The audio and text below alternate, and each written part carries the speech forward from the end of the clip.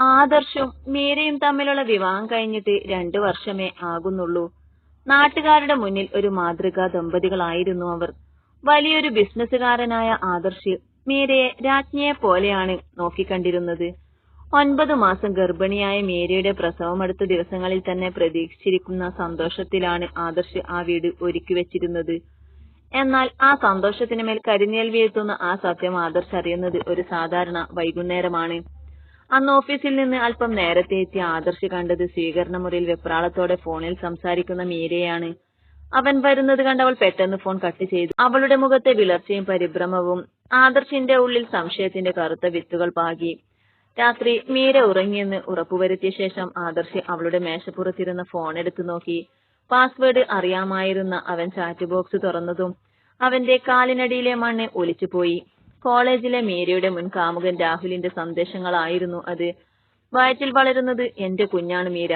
ആദർശിന് ഇതിൽ യാതൊരു അവകാശവുമില്ല. നീ ഉടൻ അവനെ ഉപേക്ഷിച്ച് എന്റെ അടുത്തേക്ക് വരണം. അതിന് മീര അയച്ച മറുപടികൾ ആദർശിന്റെ നെഞ്ചിലേക്ക് കത്തികൊണ്ട് കുത്തുന്നത് പോലെ തോന്നി. എനിക്ക് പേടിയാകുന്നു രാഹുൽ. ആദർശ് ഇതറിഞ്ഞാൽ കൊന്നുകളയും. എങ്കിലും നമ്മൾ തമ്മിലുള്ള ഈ കുഞ്ഞിനെ എനിക്ക് നഷ്ടപ്പെടുത്താൻ കഴിയില്ല. വായിച്ച ഓരോ വാക്കുകളും ആദർശിന്റെ ഹൃദയത്തെ തകർത്തെറിഞ്ഞു. താൻ ജീവന് തുല്യം സ്നേഹിച്ച ഭാര്യ തന്നെ വഞ്ചിക്കുകയായിരുന്നു.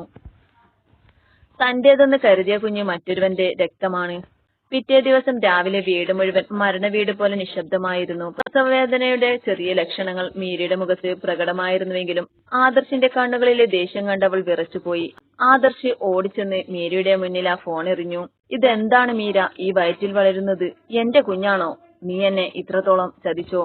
ആദർശിന്റെ ശബ്ദം ആ വീടിന്റെ ചുമരുകളെ പോലും പ്രകമ്പനം കൊള്ളിച്ചു. മീര കരഞ്ഞുകൊണ്ട് അവന്റെ കാലിൽ വീണു. ആദർശ്, പറയുന്നത് കേൾക്കൂ. വിവാഹത്തിന് മുമ്പ്. വേണ്ട, നിർത്തൂ. ആദർശ് അവളെ തറപ്പിച്ച് നോക്കിക്കൊണ്ടലറി. ഒരു വാക്കിന് മിണ്ടിപ്പോകരുത്. നിന്റെ കാമുകന്റെ കുഞ്ഞുമായി ഈ വീട്ടിൽ ഒരു നിമിഷം പോലും നിൽക്കാൻ നിനക്ക് അവകാശമില്ല. ഇറങ്ങിപ്പോ എന്റെ കൺമുന്നിൽ നിന്ന്.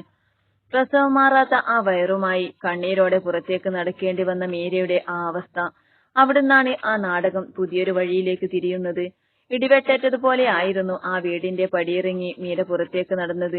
9 മാസം ഗർഭിണിയായ പ്രസവവേദനയുടെ വക്കിൽ നിൽക്കുന്ന അവളെ ആ അവസ്ഥയിൽ തെരുവിലേക്ക് വലിച്ചെറിയാൻ ആദർശിന്റെ മനസ്സ് അല്പം പോലും പതറിയില്ല. താൻ ജീവന് തുല്യം സ്നേഹിച്ച പെണ്ണ് നടത്തിയ വഞ്ചന അത്രമേൽ ആഴത്തിൽ ആ ഹൃദയത്തെ മുറിപ്പെടുത്തിയിരുന്നു. കരഞ്ഞു തളർന്നു നടക്കാൻ പോലും വയ്യാതെ മീര രാഹുലിന്റെ ചെറിയ വാടകമുറിക്ക് മുന്നിൽ ചെന്നെത്തി. രാഹുൽ അവളെ അകത്തേക്ക് കയറ്റി. പക്ഷെ അവൾ പ്രതീക്ഷിച്ച ആശ്വാസമോ സ്നേഹമോ അവിടെ ഉണ്ടായിരുന്നില്ല. ഈ അവസ്ഥയിൽ നീ എന്തിനാ എന്റെ അടുത്തേക്ക് വന്നത് മീര? ആദർശിന്റെ കയ്യിൽ നല്ല പണമുണ്ട്. അവനെ അനുസരിച്ച് ജീവിച്ചാൽ പോരായിരുന്നോ? എനിക്കിപ്പോൾ നിന്നെ നോക്കാനുള്ള സാമ്പത്തിക സ്ഥിതിയൊന്നുമില്ല. രാഹുലിന്റെ വാക്കുകൾ മീരയുടെ നെഞ്ചിൽ ആണിയടിക്കുന്നത് പോലെയായിരുന്നു. താനെല്ലാം ഉപേക്ഷിച്ചു വന്ന കാമുകൻ പോലും തന്നെ കയ്യൊയ്യുന്നത് കണ്ട് മീര തകർന്നുപോയി. ഒടുവിൽ അഭയമില്ലാതെ രാഹുലിന്റെ ആ ചെറിയ മുറിയുടെ ഒരു മൂലയിൽ അവൾ കണ്ണീരോടെ ചുരുണ്ടുകൂടി. ദിവസങ്ങൾ നീണ്ടുനിന്ന മാനസിക സംഘർഷത്തിനൊടുവിൽ ആ കഷ്ടപ്പാടുകൾക്കിടയിൽ അവൾ ഒരു പെൺകുഞ്ഞിന് ജന്മം നൽകി. ആ കുഞ്ഞിന്റെ മുഖം കാണുമ്പോൾ അവളുടെ കണ്ണുനീർ തോരാതെ പെയ്തുകൊണ്ടിരുന്നു. കൂട്ടിന് ദാരിദ്ര്യവും കുറ്റബോധവും മാത്രം. അതേസമയം ആദർശിന്റെ ജീവിതം വേറൊരു തലത്തിലേക്ക് മാറുകയായിരുന്നു. മീര ഇറങ്ങിപ്പോയ ആ വീട്ടിൽ നിന്ന് അല്പം ആശ്വാസം കണ്ടെത്താൻ അവൻ തീരുമാനിച്ചു. വഞ്ചനയുടെ കയ്പ് അവനിൽ ഒരു പുതിയ ദൃഢനിശ്ചയം ഉണ്ടാക്കി. ബിസിനസ്സിൽ കൂടുതൽ ശ്രദ്ധ കേന്ദ്രീകരിച്ച് അവൻ പുതിയ ഉയരങ്ങൾ കീഴടക്കി. അളവില്ലാത്ത സമ്പത്തും ഉന്നത നിലവാരമുള്ള ഒരു ജീവിതം നയിക്കുന്നതിനിടയിലാണ് ആദർശിന്റെ ജീവിതത്തിലേക്ക് അനുപമ കടന്നുവരുന്നത്. യാതൊരുവിധ കപടതയുമില്ലാത്ത സ്നേഹവതിയായ അനുപമ ആദർശിന്റെ ജീവിതത്തിലേക്ക് ഒരു വെളിച്ചം പോലെ എത്തി. കുടുംബത്തിന്റെയും സുഹൃത്തുക്കളുടെയും സമ്മതത്തോടെ ആദർശ് അനുപമയെ തന്റെ ജീവിത സഖിയാക്കാൻ തീരുമാനിച്ചു. വലിയ ആഘോഷത്തോടെയായിരുന്നു അവരുടെ വിവാഹം. പഴയ വഞ്ചനയുടെ വേദനകളെല്ലാം മറന്ന് ആദർശും അനുപമയും ആഡംബരവും സന്തോഷവും നിറഞ്ഞൊരു പുതിയ ജീവിതം ആസ്വദിച്ചു തുടങ്ങി. എന്നാൽ വിധിയുടെ മറ്റൊരു നിശ്ചയം ആ നഗരത്തിന്റെ വേറൊരു കോണിൽ അവരെ കാത്തിരിക്കുന്നുണ്ടായിരുന്നു. ഒരു വശത്ത് ആദർശിന്റെ ജീവിതം വൻ വിജയങ്ങളിലൂടെയും സന്തോഷങ്ങളിലൂടെയും മുന്നോട്ടു പോയി. പുതിയ ഭാര്യ അനുപമക്കൊപ്പമുള്ള അവന്റെ ജീവിതം സ്വർഗം പോലെയായിരുന്നു. ബിസിനസ്സിലെ വൻ വളർച്ചയും ലക്ഷറി കാറുകളും ആഡംബര വസതിയും ആദർശിന്റെ ജീവിതത്തിനൊരു പുതിയ തിളക്കം നൽകി. അനുപമയുടെ സ്നേഹവും പരിചരണവും ആദർശിന്റെ പഴയ മുറിവുകളെല്ലാം പൂർണ്ണമായും മായ്ച്ചു കളഞ്ഞിരുന്നു. അവർ പരസ്പരം താങ്ങും തണലുമായി ഒരു രാജാവിനെ പോലെയാണ് കഴിഞ്ഞിരുന്നത്. എന്നാൽ നഗരത്തിന്റെ മറുപുറത്ത് പഴയ ഒരു ചേരി പ്രദേശത്തെ ചോർന്നൊലിക്കുന്ന ചെറിയൊരു വാടകമുറിയിൽ മീരയുടെ ജീവിതം നരകതുല്യമായിരുന്നു. പ്രസവത്തിനു ശേഷം തന്നിലേക്ക് വലിഞ്ഞു കയറി വന്ന രാഹുൽ അധികം വൈകാതെ മീരയെയും കുഞ്ഞിനെയും തനിച്ചാക്കി ഒളിച്ചോടിയിരുന്നു. 1 രൂപ പോലും കയ്യിലില്ലാതെ പട്ടിണി കിടക്കുന്ന കൈക്കുഞ്ഞിന്റെ കരച്ചിൽ കേട്ട് നെഞ്ചുപൊട്ടി മീര ഓരോ ദിവസവും തള്ളി നീക്കി. വിശപ്പടക്കാൻ വകയില്ലാതെ പഴഞ്ചൻ തുണികൾ തുന്നിയും വീടുകളിൽ ചെറിയ ജോലികൾ ചെയ്തുമാണ് അവൾ ജീവിച്ചത്. അന്ന് ഉച്ചതിരിഞ്ഞ് മീര തന്റെ കുഞ്ഞിന് പാല് വാങ്ങുന്നതിനായി റോഡരികിലെ ഒരു ചെറിയ കടയിലേക്ക് നടക്കുകയായിരുന്നു. കീറിയ വസ്ത്രവും തളർന്ന ശരീരവും ഒട്ടിപ്പിടിച്ച വയറുമായി അവൾ നടക്കുമ്പോൾ പെട്ടെന്നാണ് ആ അത്യാഡംബര കാർ അവളുടെ തൊട്ടുമുന്നിൽ വന്നു നിന്നത്. ആ കാറിന്റെ ഗ്ലാസ് താഴ്ന്നപ്പോൾ മീര ഞെട്ടിപ്പോയി. അത് ആദർശായിരുന്നു. കൂടെ തിളങ്ങുന്ന മുഖത്തോടെ അനുപമയുമുണ്ട്.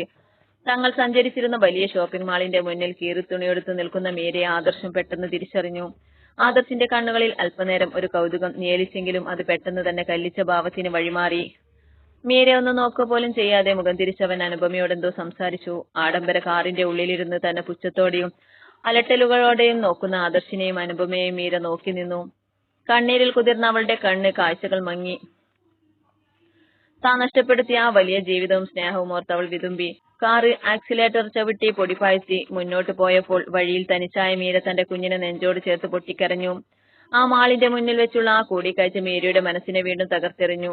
താൻ അനുഭവിച്ച കഷ്ടപ്പാടുകളുടെ ആഴം ആദർശ് കണ്ടിട്ടും കാണാത്തതുപോലെ കടന്നുപോയത് അവളിൽ വല്ലാത്തൊരു കുറ്റബോധവും നീറ്റലും ഉണ്ടാക്കി.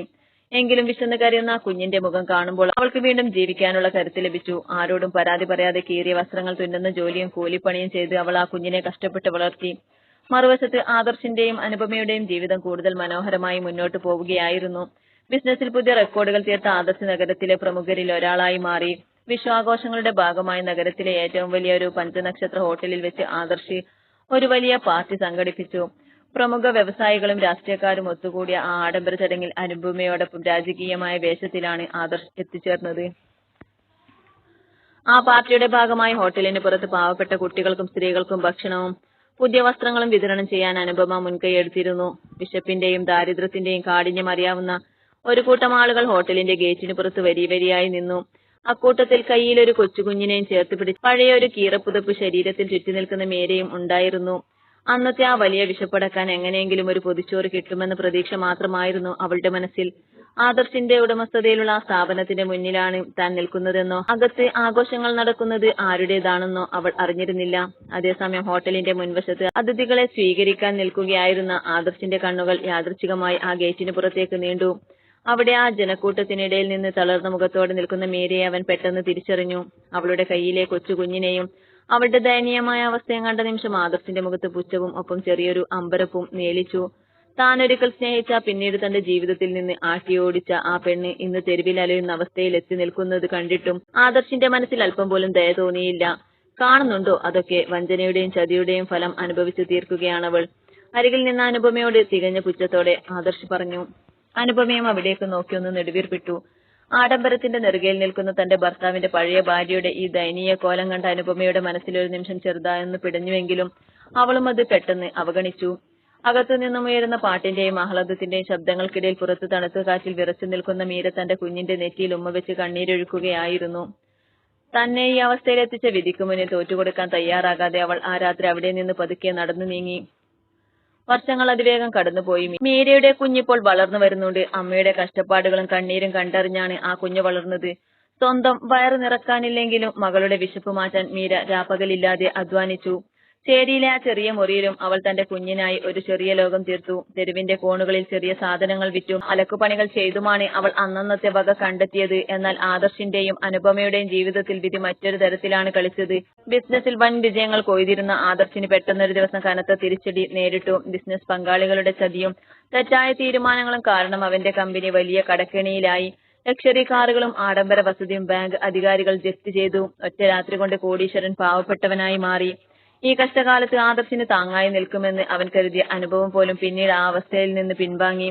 സാമ്പത്തിക ബുദ്ധിമുട്ടുകൾ കൂടിയപ്പോൾ അവളും ആദർശിനെ ഉപേക്ഷിച്ച് സ്വന്തം വീട്ടിലേക്ക് തിരികെ പോയി. ജീവിതത്തിൽ താൻ അനുഭവിച്ച അതേ വഞ്ചനയും ഒറ്റപ്പെടലും ആദർശിനെയും തേടിയെത്തി. ഒരു കാലത്ത് പ്രൗഢിയോടെ ജീവിച്ചിരുന്ന ആദർശ് ഇപ്പോൾ ജീവിക്കാൻ വകയില്ലാതെ നഗരത്തിലെ തെരുവോരങ്ങളിൽ നിസ്സഹായനായി അലഞ്ഞുതിരിയുന്ന അവസ്ഥയിലായി. ആഡംബരങ്ങളുടെ തിളക്കമെല്ലാം മങ്ങി കീറിയ വട്ടമുഖവും തളർന്ന ശരീരവുമായി അവൻ നടന്നു. അങ്ങനെയിരിക്കെ ഒരു മഴയുള്ള വൈകുന്നേരം നഗരത്തിലെ ബസ് സ്റ്റാൻഡിന് സമീപമുള്ള ഒരു ചെറിയ ചായക്കടയുടെ മുന്നിൽ അഭയം തേടി ആദർശ് നിന്നു. കയ്യിലെ അവസാനത്തെ ചില്ലിക്കാശും എടുത്ത് ഒരു ചൂട് ചായ കുടിക്കാൻ അവൻ തുനിയുമ്പോഴാണ് പെട്ടെന്ന് ഒരു കൊച്ചുകുട്ടി അവന്റെ മുന്നിൽ വന്നു നിന്നത്. അങ്കിളെ, വിശക്കുന്നു. വല്ലതും കഴിക്കാൻ പണം തരുമോ? അത് മീരയുടെ മകളായിരുന്നു. അമ്മയ്ക്ക് പണമുണ്ടാക്കാൻ കഴിയാത്ത ആ ദിവസത്തെ വിശപ്പിന് വല്ലതും തേടി ഇറങ്ങിയതായിരുന്നു ആ കുഞ്ഞ്. ആ കുട്ടിയുടെ മുഖത്തേക്ക് നോക്കി ആദർശ് ഞെട്ടിപ്പോയി. മീരയുടെയും താൻ ഉപേക്ഷിച്ച ആ കുഞ്ഞിന്റെയും ഛായ ആ മുഖത്തുണ്ടായിരുന്നു. തന്റെ പഴയ ധാർഷ്ട്യവും അഹങ്കാരവും എല്ലാം പൊടിഞ്ഞുപോയ ആ നിമിഷത്തിൽ ഒരു പിടി പണം ആ കുട്ടിയുടെ കയ്യിലേക്ക് നീട്ടുമ്പോൾ ആദർശിന്റെ കണ്ണുകൾ അറിയാതെ നിറഞ്ഞു തുടങ്ങി. തന്നെ കാത്തിരിക്കുന്ന വലിയൊരു സത്യത്തിലേക്ക് കൂടിയാണ് ആ കാഴ്ച വിരൽ ചൂണ്ടുന്നത് എന്നവൻ അറിഞ്ഞിരുന്നില്ല. ആ കൊച്ചുകുട്ടിയുടെ കയ്യിലേക്ക് ചില്ലറ തൊട്ടുകൾ നീട്ടുമ്പോൾ ആദർശിന്റെ കൈകൾ വിറക്കുന്നുണ്ടായിരുന്നു. ഒരു കാലത്ത് കോടീശ്വരനായിരുന്ന എല്ലാവരെയും പുച്ഛത്തോട് തള്ളിക്കളഞ്ഞ താനാണ് ഇന്ന് ഒരു നേരത്തെ ഭക്ഷണത്തിനായി വിശപ്പ് കൊണ്ട് അലയുന്ന ഈ കുട്ടിയുടെ മുന്നിൽ നിൽക്കുന്നത് എന്ന യാഥാർത്ഥ്യം അവന്റെ നെഞ്ചിൽ തീകോരിയിട്ടു. നന്ദി അങ്കിൾ. ആ കുഞ്ഞു കൊടുത്ത ചില്ലറ തൊട്ടുകൾ വാങ്ങി ചിരിച്ചുകൊണ്ട് തന്റെ അമ്മയുടെ അടുത്തേക്ക് ഓടിപ്പോയി. ആ കുഞ്ഞ് ഓടിച്ചെന്ന് ആ ചെറിയ തട്ടുകടയുടെ മുന്നിൽ കീറിയ സാരിത്തുമ്പ് കൊണ്ട് മുഖത്തെ വിയർപ്പ് തുടച്ചുകൊണ്ട് നിൽക്കുന്ന മീരയെ ആദർശ് ഞെട്ടലോടെ കണ്ടു.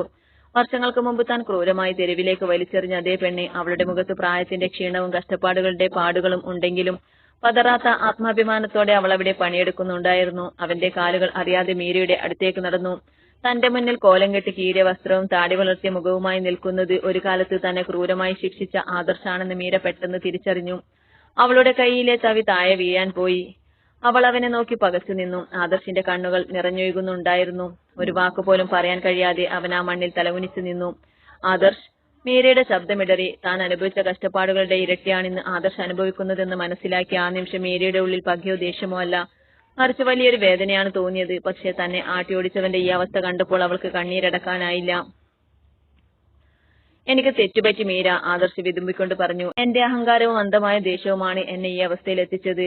ഞാൻ ചെയ്ത പാപത്തിന്റെ ഫലമാണിത്. മീര ഒന്നും വേണ്ടിയില്ല. എങ്കിലും വിശന്ന് തളർന്ന ആ മനുഷ്യന്റെ നേരെ അവൾ ഒരു ഗ്ലാസ് ചൂട് ചായയും ഒരു കഷ്ണം അപ്പവും നീട്ടിപ്പിടിച്ചു. തന്റെ ജീവിതത്തെ തകർത്ത ആ മനുഷ്യന് നേരെ ആ സ്നേഹം നീട്ടിക്കൊടുക്കുമ്പോൾ വിധിയുടെ ക്രൂരമായ പരീക്ഷണങ്ങൾക്ക് മുന്നിൽ രണ്ടുപേരും തോറ്റുപോവുകയായിരുന്നു. ചൂട് ചായം അപ്പവും നീട്ടിയ മീരയുടെ വിറക്കുന്ന കൈകളിലേക്ക് ആദർശ് പകപ്പോട് നോക്കി. തന്നെ ക്രൂരമായി തെരുവിലേക്ക് വലിച്ചെറിഞ്ഞ തന്റെ ജീവിതം മുഴുവൻ കണ്ണീരാക്കി മാറ്റിയ ആ മനുഷ്യന് നേരെയാണ് യാതൊരു പകയും പ്രതികാര ബുദ്ധിയും ഇല്ലാതെ അവൾ ആഹാരം നീട്ടുന്നത്. കഴിക്കൂ ആദർശ്. വിശപ്പിൽ മനുഷ്യന്റെ ജാതിയും മുൻകാല തെറ്റുകൾ നോക്കുന്നതിൽ അർത്ഥമില്ലല്ലോ. മീരയുടെ ശബ്ദം ഇടറിയിരുന്നു. അവളുടെ കണ്ണുകൾ നിറഞ്ഞൊഴുകുന്നുണ്ടായിരുന്നു. ആദർശ് ഒന്നും മിണ്ടാതെ ആ ചായ വാങ്ങി. വിശപ്പ് കൊണ്ട് വിറക്കുന്ന കൈകളോടെ അത് കഴിക്കുമ്പോൾ അവന്റെ കണ്ണീരും ആ ചായക്കൊപ്പം ഇറങ്ങിപ്പോകുന്നുണ്ടായിരുന്നു. ഒരു കാലത്ത് താൻ അനുഭവിപ്പിച്ച എല്ലാ ക്രൂരതകൾക്കും മീര തനിക്ക് നൽകിയ ഏറ്റവും വലിയ ശിക്ഷയായിരുന്നു ആ സ്നേഹം. എനിക്ക് തെറ്റുപറ്റി മീര. നിന്നെ ഞാൻ അന്ന് വിശ്വസിച്ചില്ല. ആ കുഞ്ഞ് എന്റെ രക്തം തന്നെയാണോ മീര? എനിക്ക് സത്യം അറിയണം. ആദർശ് തല താഴ്ത്തി കരഞ്ഞുകൊണ്ട് ചോദിച്ചു. മീര അല്പനേരം നിശബ്ദയായി നിന്നു. എന്നിട്ട് ദീർഘമായി ശ്വാസമെടുത്ത് അവൾ പറഞ്ഞു. അന്ന് നീ എന്നെ ഇറക്കി വിട്ടപ്പോൾ രാഹുലിന്റെ അടുത്തേക്ക് പോയത് ശരിയാണ്. പക്ഷെ അവൻ എന്നെയും കൈയൊഴിഞ്ഞു. അന്നു മുതൽ ഇന്ന് വരെ എന്റെ മകളുടെ വിശപ്പടക്കാൻ ഞാൻ മാത്രമാണ് കഷ്ടപ്പെട്ടത്. ആ കുഞ്ഞ്, അന്ന് രാഹുൽ പറഞ്ഞതൊക്കെ നുണയായിരുന്നു. എന്റെ വയറ്റിൽ വളർന്നത് അത് നിന്റെ രക്തം തന്നെയായിരുന്നു. ആദർശ്, നീ എന്നെ സംശയിച്ചതുപോലെ നിന്നെ ഞാൻ ഒരിക്കലും ചതിച്ചിരുന്നില്ല. ആ പഴയ കാമുകത എന്നെ ബ്ലാക്ക്മെയിൽ ചെയ്യാൻ തുടങ്ങുകയായിരുന്നു. മീരയുടെ വാക്കുകൾ കേട്ട ആദർശ് അവിടെ നിലത്തിരുന്നു പോയി. താൻ സ്വന്തം കൈകൊണ്ട് നശിപ്പിച്ചത് തന്റെ ജീവനും സ്വന്തം രക്തത്തെയുമാണെന്ന സത്യം അവനെ മാനസികമായി തകർത്തു. അഹങ്കാരം കൊണ്ട് കണ്ണടച്ച ആ നിമിഷങ്ങൾ അവന്റെ നെഞ്ചിൽ തീകോരിയിട്ടു. എന്നോട് പൊറുക്കില്ലേ മീര? ഞാൻ ചെയ്ത പാവങ്ങൾക്ക് എന്ത് ശിക്ഷയാണ് എനിക്ക് നൽകേണ്ടത്? ആദർശ് പൊട്ടിക്കരഞ്ഞു. മീര അവന്റെ തോളിൽ തൊട്ടു. പകരം ചോദിക്കാൻ മാത്രം ക്രൂരയല്ല ഞാൻ ആദർശ്. ജീവിതം നമ്മളെ നന്നായി പഠിപ്പിച്ചു കഴിഞ്ഞു. തെറ്റുകൾ തിരുത്താൻ വൈകിയിട്ടില്ല. എങ്കിൽ പോലും നമുക്ക് മുന്നോട്ട് പോകാൻ ഈ കണ്ണീരിന്റെ പാഠങ്ങൾ മതി. അതേസമയം ആ ദൃശ്യങ്ങളെല്ലാം ദൂരെ നിന്ന് നോക്കിക്കൊണ്ട് മീരയുടെ മകളും നിൽപ്പുണ്ടായിരുന്നു. അവർക്കിടയിലെ ആ കണ്ണീർ കഥ അവസാനത്തിലേക്ക് അടുക്കുകയായിരുന്നു. കണ്ണീരിൽ കുതിർന്ന ആ കൂടിക്കാഴ്ചയ്ക്ക് ശേഷം ആദർശിന്റെയും മീരയുടെയും ജീവിതം മറ്റൊരു തലത്തിലേക്ക് വഴിമാറി. താൻ ചെയ്ത തെറ്റുകളുടെ ആയം തിരിച്ചറിഞ്ഞ ആദർശ് മീരയോടും മകളോടുമൊപ്പം ജീവിക്കാൻ തീരുമാനിച്ചു. നഷ്ടപ്പെട്ട കഴിഞ്ഞ കാലം തിരികെ പിടിക്കാൻ കഴിയില്ലെങ്കിലും ബാക്കിയുള്ള കാലം അവരെ കണ്ണിലെണ്ണയൊഴിച്ച് നോക്കുമെന്ന് അവൻ മനസ്സുകൊണ്ട് ഉറപ്പിച്ചു. ആദ്യം മീര മടിച്ചു നിന്നെങ്കിലും ആദർശിന്റെ കണ്ണിൽ ആത്മാർത്ഥതയും പശ്ചാത്താപവും കണ്ടപ്പോൾ അവൾ ആ സ്നേഹം സ്വീകരിച്ചു. കീറത്തുണികളിൽ നിന്ന് ദാരിദ്ര്യത്തിന്റെ കരിനീലുകളിൽ നിന്നും അവർ തങ്ങളുടെ ചെറിയ കുടുംബത്തെ മെല്ലെ കരകയറ്റി. ആദർശ് കഠിനാധ്വാനം ചെയ്യാൻ തുടങ്ങി. മീരയും ചെറിയ ജോലികളുമായി അവന് താങ്ങായി നിന്നു. വർഷങ്ങൾക്ക് ശേഷം അവർ സ്വന്തമായി പണിത് ചെറിയൊരു വീട്ടിൽ ഒരുമിച്ചിരുന്നു. വൈകുന്നേരങ്ങളിൽ മുറ്റത്ത് കളിച്ചു ചിരിക്കുന്ന മകളെ നോക്കി മീരയുടെ തോളിൽ ചേർന്നിരിക്കുമ്പോൾ ആദർശിന്റെ കണ്ണുകൾ സന്തോഷം കൊണ്ട് നിറഞ്ഞു. അതിനിടയിൽ ഒരു കാലത്ത് ആഡംബരങ്ങളുടെ നർമ്മത്തിൽ ജീവിച്ച് പിന്നീട് ചതിയും ആർഭാടവും കാരണമെല്ലാം ഒറ്റപ്പെട്ടു പോയ അനുപമയുടെയും രാഹുലിന്റെയും വാർത്തകൾ അവർ കേൾക്കാൻ ഇടവന്നു. സ്നേഹത്തെയും സമ്പത്തിനെയും പണത്തിന്റെ അളവുകോൽ മാത്രം വെച്ച് കണ്ടവർ പിന്നീട് കഷ്ടപ്പാടുകളിൽ അകപ്പെട്ട് ഒറ്റപ്പെട്ടുപോയി. എന്നാൽ ആദർശും മീരയും പ്രതിസന്ധികളെയും കണ്ണീരിനെയും അതിജീവിച്ച് പരസ്പര സ്നേഹത്തോടെയും വിശ്വാസത്തോടെയും ഒരു പുതിയ ജീവിതം കെട്ടിപ്പടുത്തു. കഷ്ടപ്പാടുകളുടെ രാത്രികൾക്കു ശേഷം അവരുടെ ജീവിതത്തിലേക്ക് സ്നേഹത്തിന്റെ പുതിയൊരു പുലരി പുഞ്ചിരിച്ചു തുടങ്ങി.